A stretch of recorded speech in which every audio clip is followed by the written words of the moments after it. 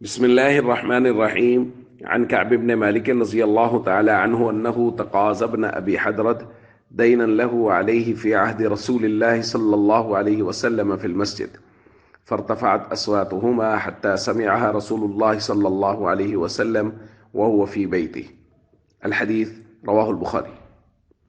حضرت کعب ابن مالک بیان فرماتے ہیں کہ انہوں نے عبداللہ ابن ابی حدرد رضی اللہ تعالیٰ عنہ سے اپنے قرض کے سلسلے میں رسول اللہ صلی اللہ علیہ وسلم کے دور میں مسجد نبوی کے اندر تقاضا کیا۔ دونوں کی آوازیں کچھ بلند ہو گئیں، یہاں تک کہ رسول اللہ صلی اللہ علیہ وسلم نے حجرہ کے اندر سے یہ آواز سن لی تو نبی کریم صلی اللہ علیہ وسلم باہر تشریف لائے اور آپ نے اپنے حجرہ کا پردہ ہٹایا۔ ونادا یا کعب ابن مالک، اور پکارا اے کعب۔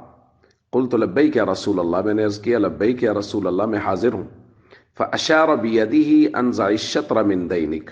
حضور نے صرف اپنے ہاتھ سے اشارہ کیا کہ اپنا آدھا قرض معاف کر دو، چھوڑ دو۔ حضرت کعب کہتے ہیں میں نے عرض کیا قد فعلت یا رسول اللہ، یا رسول اللہ میں نے کر دیا، یعنی آدھا قرض معاف کر دیا۔ تو نبی کریم صلی اللہ علیہ وسلم نے حضرت عبداللہ بن ابی حدرت سے کہا کہ اب آپ بھی اٹھیں اور فوراً قرض ادا کر دیں، اب تو آدھا رہ گیا نا، اب ادا کر دیں۔ دوستو، جیسا کہ بات بارہا کی جا رہی ہے کہ ہمیں محبت رسول وہ صحابہ کرام سے سیکھنی چاہیے کہ صحابہ نے کس قدر محبت کی ہے نبی کریم صلی اللہ علیہ وسلم سے،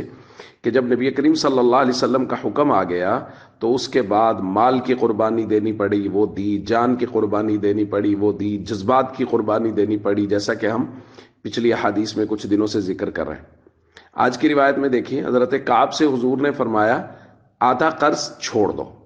حضرت کعب نے نہیں کہا یا رسول اللہ کافی زیادہ قرض ہے، یا یہ بات کہ ابھی تھوڑی دیر پہلے تو بحث ہو کے تھی، ہمارے یہاں بھی یہ بڑے مسائل ہیں نا، ہمارے ایگو کا مسئلہ ہوتا ہے، ہماری انانیت کا مسئلہ ہوتا ہے کہ جی اس نے میرے پیسے بھی دینے اور اوپر سے مجھ سے بدتمیزی بھی کی، اب تو میں بالکل نہیں چھوڑوں۔ بس اللہ کے نبی صلی اللہ علیہ وسلم نے فرما دیا، پھر چاہے اس نے کوئی اونچے کلمات کہے یا کوئی بھی بات کہی، بس حضور نے فرمایا چھوڑ دو، قد فعلت یا رسول اللہ، یا رسول اللہ چھوڑ دیا۔ تو بھائی ہم سب کو چاہیے اللہ کے نبی صلی اللہ علیہ وسلم کا جب حکم آ جائے ہم کہیں قد فعلت یا رسول اللہ، حکم آ گیا ہم حاضر ہیں یا رسول اللہ، اور کر گزرے، وہ مالی اعتبار سے ہو، وہ بدنی عبادت کے متعلق ہو، نماز کا حکم ہے حاضر ہیں یا رسول اللہ، روزے کا حکم ہے، حج زکوٰۃ کا حکم ہے، مالی معاملات میں کسی آدمی پہ قرض ہے، اس کو کچھ مہلت دینے کے لیے اللہ کا حکم ہے، اللہ کے رسول کی طرف سے ترغیب آئی ہے، اس کے پاس وقتی طور پہ نہیں ہے تو اس کو مہلت دے دی جائے۔ تو